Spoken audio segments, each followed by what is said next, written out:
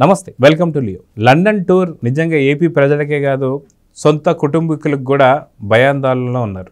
ఎందుకంటే గతంలో చూసాం, షర్మిల కూడా సిబిఐ ఎందుకని తన బెయిల్ రద్దు చేయడం లేదని చెప్పి కావచ్చు, లేదా తమకు భద్రతను పెంచమని చెప్పే అన్నంలో కావచ్చు, లేదా ఇంకేదైనా వ్యూహం జగన్ రచిస్తున్నాడా.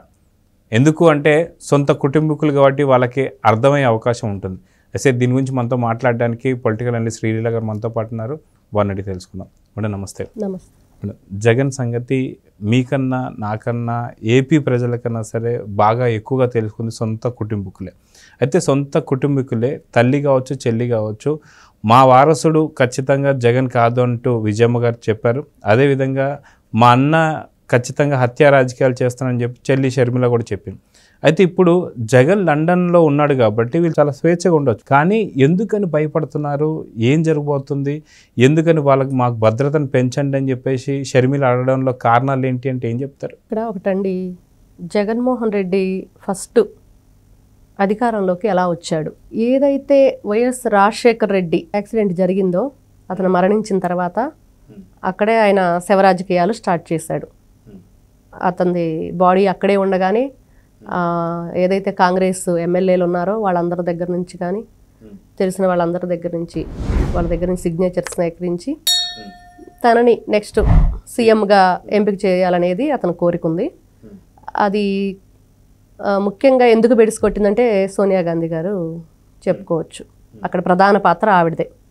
పార్టీని అంటే కాంగ్రెస్ పార్టీని నిలబెట్టుకునే ఉద్దేశం కావచ్చు, ఇంకోటి కావచ్చు, అక్కడ అలా జరిగింది. తర్వాత 16 నెలలు జైలు శిక్షకు వెళ్ళాడు. చెల్లి అనే షర్మిల గారు ఉన్నారు కదా, పాపం ఆవిడని వాడేశాడు. ఆవిడ పాదయాత్ర పేరుతోటి వాళ్ళ అన్నయ్యకి కానివ్వండి, ఫ్యామిలీకి కానివ్వండి, ఒక ప్రజల్లో ఒక ఫోకస్ ఏదైతే అది అవ్వాలని చూశారు, అది సక్సెస్ అయింది. తర్వాత మళ్ళీ వైఎస్ వివేకానంద రెడ్డి దగ్గరకు వచ్చింది. అక్కడ బ్రేక్ పడే పరిస్థితి అనమాట. దాన్ని ఎలా చేయాలి అంటే పాపం అతను ఈరోజు కూడా వైఎస్ వివేకానంద రెడ్డి కూతురు ఏంటి పరిస్థితి, ఏం జరుగుతుంది, మా నాన్న చావుకి కారణం ఎవరు అనేది మిస్టరీగా ఎవరు కూడా వీళ్ళు పట్టించుకోలేని పరిస్థితి. 5 సంవత్సరాల పరిపాలనలో పట్టించుకోలేదు. దాంతో సీఎం అయిపోయాడు వైఎస్ జగన్మోహన్ రెడ్డి. పాదయాత్ర చేశాడు. తర్వాత తల్లిని చంపాలని ప్లాన్ చేశాడు.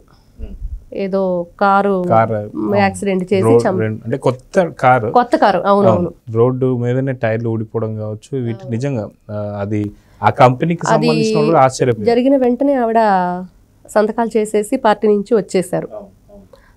తన కూతురు దగ్గరకు వచ్చేసింది. అసలు ఎలక్షన్ టైంలో ఆవిడ ఇండియాలోనే లేదు విజయమ్మ. అదైతే ప్రాణభయంతోనే ఆవిడ వెళ్ళిపోయిందని చెప్పుకోవచ్చు. ఇప్పుడు ఈ మధ్య కాలంలో షర్మిల గారు ఏదైతే కాంగ్రెస్లోకి తను వచ్చేసి వాళ్ళ కుటుంబ విభేదాలు ఉన్నాయి, రాజకీయ విభేదాలు ఉన్నాయి, అన్నీ కూడా ఏదైనా ఎవరికైనా ఉంటుంది. తనని ఎలా వాడుకోవాలో అలా వాడుకున్నాడు. ఎవరిని వాడుకోకుండా ఉన్నాడు? బాబాయిని చంపేశాడు. తండ్రి బాడీ దగ్గర అది కూడా ఒక గేమ్లా ఆడుకున్నాడు. తర్వాత వచ్చేసి ఆంధ్ర రాష్ట్ర ప్రజలు ఏదైతే భావి భవిష్యత్ తరాలని ముందుకు తీసుకెళ్లాల్సిన ఒక ముఖ్యమంత్రిగా ఉండి పబ్జీ ఆడుకుంటూ ఇంట్లో కూర్చున్న వ్యక్తి జగన్మోహన్ రెడ్డి. అప్పుడు ఇంకా వాళ్ళకి తెలుస్తుంది. మొన్న ఈ మధ్య కూడా షర్మిల ఒక మీటింగ్లో అదే అన్నారు, నీ గురించి నేను పూర్తిగా మాట్లాడట్లేదు, నిజంగా ఏవైతే నిజాలు ఉన్నాయో అవన్నీ నేను మాట్లాడితే నువ్వు బయటికి కూడా రాలేవు అని. అలాంటి జగన్మోహన్ రెడ్డి దేనికి ఈరోజు లండన్లో కూర్చొని స్కెచ్ చేస్తున్నాడు. షర్మిల ఈ రోజున ప్రాణభయంతోనే కదా, మరి సెక్యూరిటీ పెంచమంటే సెక్యూరిటీ అంటే ప్రాణభయంతోనే అడుగుతారు ఎవరైనా, ఇంకా వేరే కారణాలు ఏమి ఉండవు. తల్లికి భయం, చెల్లికి భయం. నెక్స్ట్ ఎవరు టార్గెట్ అంటే అవినాష్ రెడ్డి పేరు వినిపిస్తుంది. కానీ ఇంత జరిగినటువంటి సిచ్యువేషన్ కూడా చూసుకుంటే ఏదైతే మనం చూసాం, వివేకానంద రెడ్డి గారి ఎంపీ సీటుకి సంబంధించే అది ఖచ్చితంగా అవినాష్ రెడ్డికి ఇవ్వాలని చెప్పి భారతీ గారి పట్టుదలతో వివేకానంద రెడ్డి గారిని హత్య చేయడం జరిగింది. దాంతో ఇప్పుడు అవినాష్ రెడ్డి ఎంపీ అవడం మనం చూసాం. కానీ అంత త్యాగం చేసి అంత ఇబ్బందులు పడుతుంటే మీరు ఇందాక మొన్న కూడా మనం అనుకున్నాం ఏంటంటే ఒక వేలు ఇంకొక కంటిని పొడవదు అన్నట్టుగా ఇది అసెంబ్లీలో చెప్పినట్టుగా చెప్పడం జరిగింది. సో ఇప్పుడు అంత త్యాగం చేసిన తర్వాత అవినాష్ రెడ్డిని చంపుకోవాల్సినటువంటి పరిస్థితి ఏంటి అంటే ఏం చెప్తారు? ఏమండి, అక్కడ ఒక విషయం, త్యాగం కన్న తల్లి 9 నెలలు మోసి కని పెంచి ఇంతవాణ్ణి చేసి విద్యాబుద్ధులు నేర్పించి ఆ కన్న తల్లి ప్రేమ ఎవరికి ఉండి చెప్పండి. అట్లాంటి వ్యక్తినే నువ్వు చంపబోయావే. కన్న తండ్రి అతను ఈ రోజున వైఎస్ రాజశేఖర రెడ్డి కొడుకుగానే కదా నీకు ఓట్లు వేశారు 2019లో. అలాంటి తండ్రి డెడ్ బాడీ అక్కడ పెట్టుకుని నువ్వు శవరాజకీయాలు చేశావే. ఇట్లాంటి వ్యక్తికి ఎన్ని త్యాగాలు చేసినా ఆంధ్రప్రదేశ్ ప్రజలు ముద్దులు పెట్టి వాళ్ళకి పాదయాత్రలు చేసి నేనున్నాను అంటూ హామీలు ఇచ్చి ఈ విధంగా ప్రతి ఒక్కరిని వాడుకొని వదిలేసిన వాడికి ఏం త్యాగం అండి అది.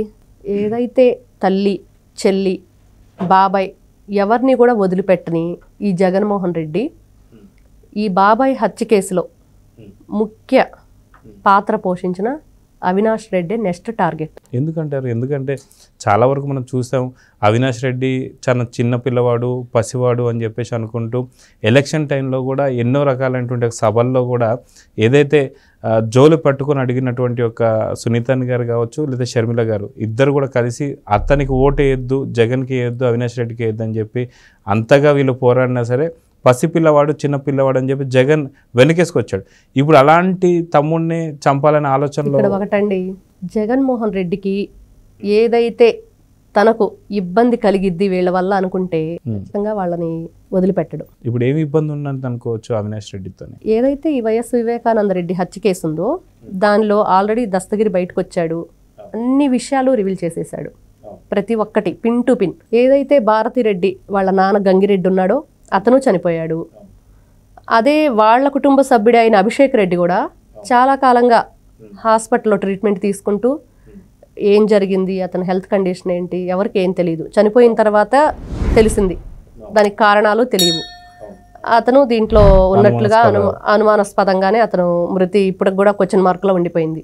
నెక్స్ట్ ఏదైతే ఈ సిబిఐ విచారణ పిలుస్తుందో ఈ అవినాష్ రెడ్డిని, ఏదైతే దస్తగిరి ఉన్నాడో అతనిలాగా వీళ్ళు ఓపెన్ అయిపోయి లేకపోతే ఇతను ఈ పార్టీ నుంచి బీజేపీలోకి వెళ్ళే అవకాశం ఉందని కానీ ఏదైనా నెక్స్ట్ టార్గెట్ జగన్ ఈ లండన్ వెళ్ళాడు కదా, దీని తర్వాత అవినాష్ రెడ్డికి ఇబ్బందికర పరిస్థితి ఎదురయ్యిద్దని చెప్పుకోవచ్చు. సో మొత్తానికి అవినాష్ రెడ్డి ఒకవేళ సిబిఐ ముందు హాజరయ్యి ఒకవేళ నిజాలు మొత్తం చెప్పేసి మొత్తం అంతా చేయించింది జగన్ అనే చెప్పే అవకాశం ఉందని ఒక పాయింట్ అయితే, బీజేపీలో చేరే అవకాశం ఉందని ఇంకో పాయింట్. సో రెండింటి కారణాల ద్వారా నిజంగా అవినాష్ రెడ్డికి చాలా థ్రెట్. సాధారణంగా ఇది ఎవరు ఊహించినటువంటి కదా, జరిగే అవకాశం ఉందంటారా? ఉండొచ్చు. ఎందుకంటే ఇప్పుడు ఇవన్నీ మనం అనుకోలేదు కదా. అభిషేక్ రెడ్డి గంగిరెడ్డి కానివ్వండి, ఇది అసలు దస్తగిరి అనే వ్యక్తి బయటకు వస్తాడని ఎక్స్పెక్ట్ చేయలేదు వీళ్ళందరూ.